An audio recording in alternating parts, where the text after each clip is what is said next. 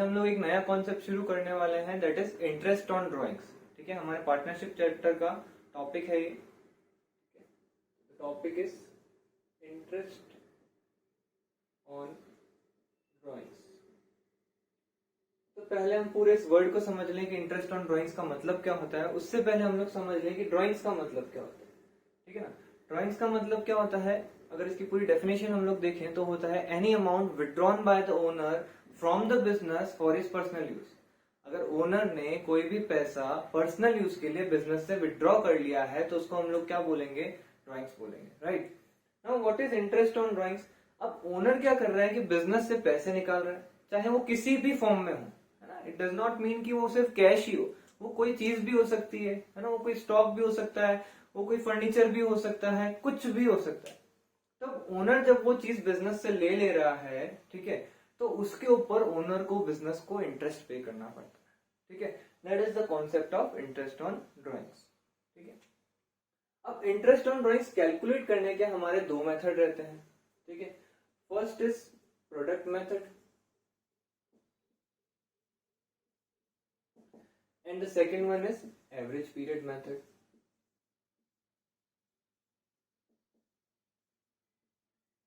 ठीक है, ये हमारे दो मेथड्स हो गए इसके।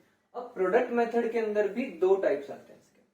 ठीक है ना, एक है सिंपल प्रोडक्ट और एक है नॉर्मल प्रोडक्ट। ठीक है, तो ओवरऑल कितने मेथड्स हो गए हमारे, 3 मेथड्स हो गए। ठीक है, तो सबसे पहले हम लोग सीख लेते हैं कि कब कौन सा मेथड लगेगा, है ना, कि प्रोडक्ट मेथड हम लोग कब अप्लाई कर सकते हैं और एवरेज पीरियड मेथड हम लोग कब अप्लाई कर सकते हैं। तो सबसे पहले देखिए बेटा कि प्रोडक्ट मेथड और एवरेज पीरियड मेथड कब अप्लाई होगा, उसके लिए डिपेंड ये करता है कि हमारी ड्राइंग्स कैसी है। तो ड्राइंग्स कैसी है का मतलब क्या हो गया, ड्राइंग्स कैसी है का मतलब है हमारी दो तरह की ड्राइंग्स रहेगी बेटा, एक रहेगी हमारी रेगुलर और एक होती है हमारी इरेगुलर। ठीक है, अब रेगुलर और इरेगुलर का मतलब क्या हुआ ये भी थोड़ा सा हम लोग देखते हैं बेटा। रेगुलर ड्राइंग्स का मतलब क्या हुआ, सबसे पहले कि अगर कोई भी पार्टनर, है ना, कोई भी पार्टनर बिजनेस से एक फिक्स्ड अमाउंट विड्रॉ कर रहा है और एक फिक्स्ड इंटरवल में विड्रॉ कर रहा है। ऐसा अमाउंट भी फिक्स है कि सपोज कर लो वो 5000 विड्रॉ कर रहा है, तो वो हर बार 5000 5000 5000 5000 विड्रॉ कर रहा है। ठीक है, और टाइम पीरियड मतलब दो ड्राइंग्स के बीच का जो टाइम पीरियड है, जो इंटरवल है, वो क्या होना चाहिए, सेम होना चाहिए हर बार। फॉर एग्जाम्पल अगर कोई पार्टनर 5000 हर मंथ के स्टार्टिंग में विड्रॉ कर रहा है, हर महीने की पहली तारीख को विड्रॉ कर रहा है, तो उसने अप्रैल में फर्स्ट अप्रैल को किया, फिर 1 मई को किया, फिर 1 जून को किया, ऐसे वो हर महीने की पहली तारीख को अगर विड्रॉ कर रहा है तो इसको बोलते हैं हम लोग रेगुलर ड्राइंग्स। तो क्या हो गया इसके अंदर बेटा, हमें अमाउंट भी हमारा सेम होना चाहिए और हमारा जो टाइम गैप है दो ड्राइंग्स का वो भी क्या होना चाहिए, सेम होना चाहिए। अब इट डज नॉट मीन कि 1 महीना ही हो सकता है टाइम गैप 2-2 महीने का भी हो सकता है, 3-3 महीने का भी हो सकता है, 4-4 महीने का भी हो सकता है, बट हर बार क्या होना चाहिए, टाइम गैप सेम होना चाहिए। बराबर। Now this drawings will be known as regular drawings. और ध्यान देंगे दोनों ही होना चाहिए, एंड है बीच में।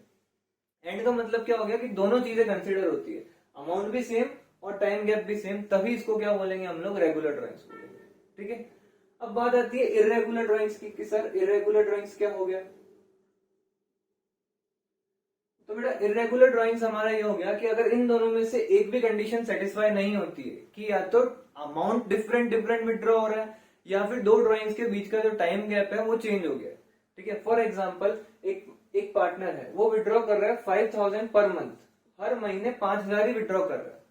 ठीक है, बट कभी वो महीने की पहली तारीख को कर रहा है, कभी 15 तारीख को कर रहा है ना, कभी 2 महीने बाद कर रहा है, कभी 1 महीने बाद कर रहा है। ठीक है, तो ये टाइम गैप अगर चेंज हो रहा है तो उसको हम लोग क्या बोलेंगे, इरेगुलर ड्राइंग्स बोलेंगे। मतलब अमाउंट या तो चेंज हो गया या टाइमिंग का डिफरेंस आ गया तो वो क्या हो जाएगा हमारा इरेगुलर ड्राइंग्स। तो आप समझिए जब हमारी ड्राइंग्स इरेगुलर होगी बेटा तब हम लोग यूज करेंगे प्रोडक्ट मेथड। ये कब यूज होता है, इरेगुलर ड्राइंग्स के अंदर हमारा यूज होएगा प्रोडक्ट मेथड। और जब हमारी ड्राइंग्स रेगुलर है that time we will use average period method.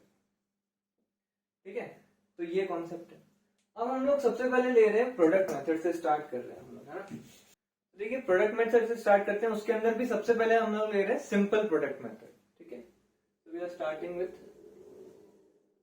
Simple product method.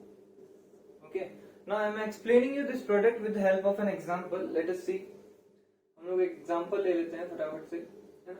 Suppose कर लो एक पार्टनर है, उसने कुछ इस तरह से ड्राइंग्स करी है. 1 अप्रैल, 31 मई, 30 सितंबर, 31 दिसंबर, 1 फरवरी. ये उसने 1 2 3 4 5 ड्राइंग्स करी है. ठीक है, देखने से ही पता चल रहा है कि ये टाइम पीरियड क्या है बेटा, इरेगुलर आ गया है ना. तो ये ड्राइंग्स कौन सी हो गई हमारी, देखने बिना अमाउंट देखे मैं पता लगा सकता हूँ ये कौन सी ड्राइंग्स है, इरेगुलर ड्राइंग्स है, क्योंकि टाइम पीरियड क्या हो गया, चेंज हो गया. अब इसमें अमाउंट भी ले लेते हैं हम लोग. सपोज कर लो यहाँ पे 5000 विड्रॉ किए उसने, यहाँ पे 10,000 विड्रॉ किए, यहाँ पे 3000, ठीक है, यहाँ पे 5000 अगेन, यहाँ पे 2000 ले लेते हैं. बेटा हमने देखा कि ये कौन सी ड्राइंग्स है, इरेगुलर ड्राइंग्स है. वैसे तो पहले ही पता चल गया था हमें कि मंथ्स अलग अलग आ रहे हैं तो इरेगुलर हो गई, और अमाउंट भी अलग अलग है. अमाउंट सेम होता तो भी वो इरेगुलर ही रहती. ठीक है ना.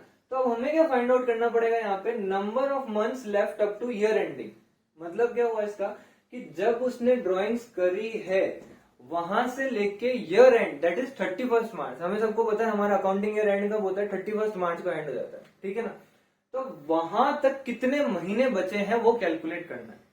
तो देखिए अगर उसने 1 अप्रैल को ड्राइंग्स करी है तो 31 मार्च तक में कितने महीने रह गए हमारे पास, 12 मंथ्स पूरे बचे हैं बेटा. ठीक है. फिर 31 मई को अगर उसने ड्राइंग्स करी है तो हमारे पास कितने महीने हो गए, देखो गिनना कैसे. 31 मई तो खत्म हो गया. ठीक है. जून, जुलाई, अगस्त, सितंबर, अक्टूबर, नवंबर, दिसंबर, जनवरी, फरवरी और ये मार्च, कितने महीने हो गए, 10 मंथ्स हो गए बेटा हमारे. तो ये आ गया 10. उसी तरह 30 सितंबर से लेके 31 मार्च तक अगर आप कैलकुलेट करें तो वो आएगा 6 मंथ्स. फिर 31 दिसंबर से विल कैलकुलेट तो आपका आएगा 3 मंथ्स. और लास्ट में 1 फरवरी. अब देखिए यहाँ पे 1 फरवरी है, मींस फरवरी पूरा बाकी है तो 1 महीना तो फरवरी पूरा हो गया. ठीक है. और दूसरा क्या बचा हमारा, मार्च. तो कितने महीने हो गए बेटा यहाँ पे, 2 महीने हो गए. तो ये हमने निकाल लिया number of months left up to year ending after the date of drawings. ठीक है ना. अब हमें क्या निकालना रहेगा, अब हमें यहाँ पे निकालना रहेगा interest on drawings. Last column रहेगा हमारा इंटरेस्ट ऑन ड्राइंग्स का. सपोज कर लीजिए कि हमें दे रखा है कि परसेंटेज जो है 10% पर एनम लग रहा है हमारा इंटरेस्ट ऑन ड्राइंग्स की रेट दे रखी है, परसेंटेज दे के रखा है. ठीक है. तो परसेंटेज दे के रखा है तो कैसे कैलकुलेट करें इंटरेस्ट ऑन ड्राइंग्स हम लोग. ठीक है. लेट अस सी.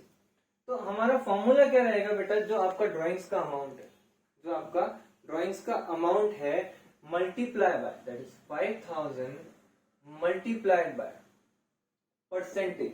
कितना परसेंटेज है, 10/100. Right. Then we will write down the number of months calculated by us divide by 12. ठीक है. तो यहाँ पे कितना कैलकुलेट किया हमने, 12 कैलकुलेट किया. और डिवाइड हमेशा किससे करना है, 12 से करना है. क्योंकि यहाँ पे हमारे नंबर ऑफ मंथ्स भी 12 थे तो ऊपर भी 12 आ गया, नीचे भी 12 आ गया. ठीक है. उसी तरह सेकंड का भी कर ले हम लोग. यहाँ पे अमाउंट क्या है बेटा, 10,000 है. Multiply by rate of interest क्या है हमारी, 10%. वो तो फिक्स्ड ही है, हर बार वही रहेगी. अब यहाँ पे नंबर ऑफ मंथ्स देखिए हमारे पास कितना है बेटा, 10 है. तो multiplied by 10 and divided by 12, हर बार यही होगा. फिर नेक्स्ट आ गया हमारा 3000 अमाउंट ऑफ ड्राइंग्स है, मल्टीप्लाई बाय 10/100 इंटू 6/12.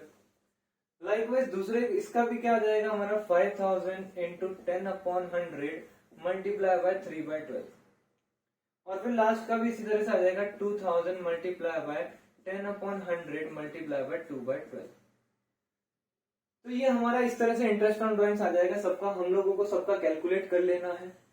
जब हम कैलकुलेट कर लेते हैं तो आंसर आएगा सबका हमारा, कुछ ना कुछ आंसर आएगा.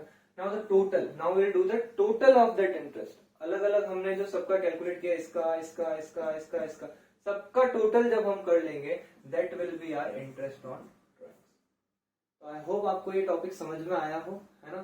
थोड़ी सी ये जो कैलकुलेशन पर्पस है आप लोग करेंगे, ये कैलकुलेट करके और मुझे दिखाएंगे आप लोग कि आपका कितना आंसर आ रहा है. You can write the answers in your comment section, है ना. आपके कमेंट सेक्शन है तो आप लोग आंसर भेजिए मुझे. Thank you so much.